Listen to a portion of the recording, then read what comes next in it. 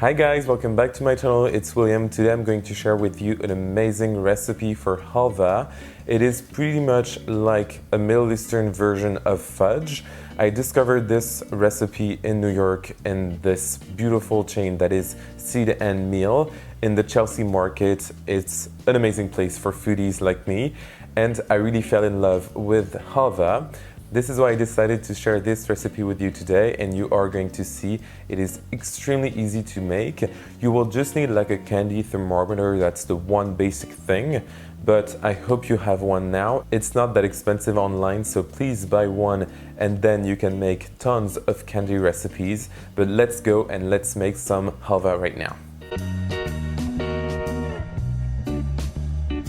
Alright, so the first ingredient for halva is a very important one. I'm using honey, and it's a runny honey, and it looks amazing and golden. I'm gonna add it to my sauce pot and then add some more sugar to it, and then we are going to stir that well.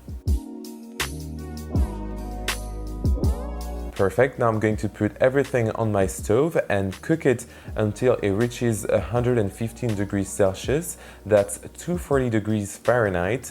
Please use a thermometer, as I said in the intro, just to make sure that everything runs smoothly. And don't worry, you can actually mix it with the spatula because we are looking for those crystals to get the perfect halva consistency. Great, so we have our first base ready. Then we are going to work on the second base, which is the tahini base. I'm going to use a lot of tahini, so it's not that cheap of a recipe right now, but it's definitely worth it. And I always have tahini on hand to make homemade hummus. That was a lot of H's, very hard for a French person. And I'm first of all going to heat my tahini just to make sure that I don't have any heat shock when I will add it to the caramel. Alright, so our tahini is hot and my caramel has reached the temperature that I wanted.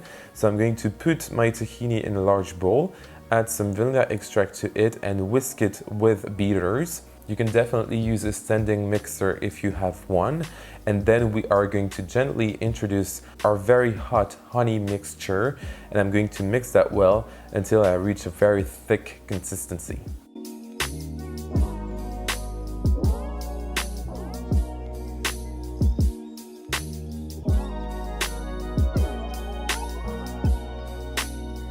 Alright, so we have a beautiful thick consistency, which I really love. As you can see, it's very satisfying to watch and to stir. I'm just gonna add to that some roasted and salted pistachios, as well as some beautiful cocoa nibs for a bit of bitterness that is really great with the sweetness of the halva. And I'm going to mix that well.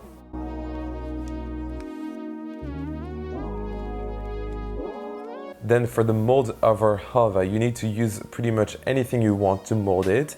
I'm just going to use a basic pot that I'm going to cover with some parchment paper. Please oil everything up really well. I didn't, and it was a bit of a mistake from me. And now I'm just going to put my halva in my pot, smooth the top, and then let it dry at room temperature. This will take about 4 to 5 hours. It's a bit long, but you do need to let it cool completely.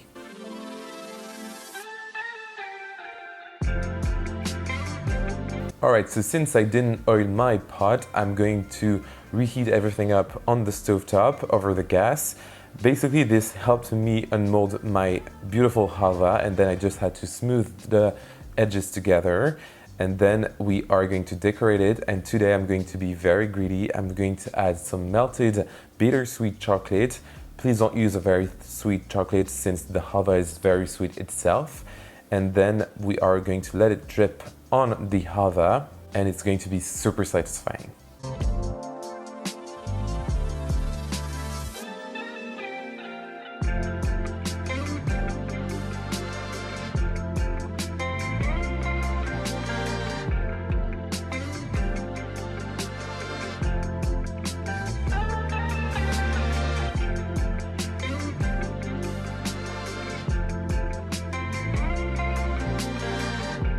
Amazing. Now I'm going to add a few more things to decorate our halva, and I'm going to first of all add some sea salt flakes. It goes amazingly well with halva. And then I'm going to add a few more pistachios. This time I've actually chopped some of it a bit more. And then I'm going to add some cocoa nibs and our halva is ready.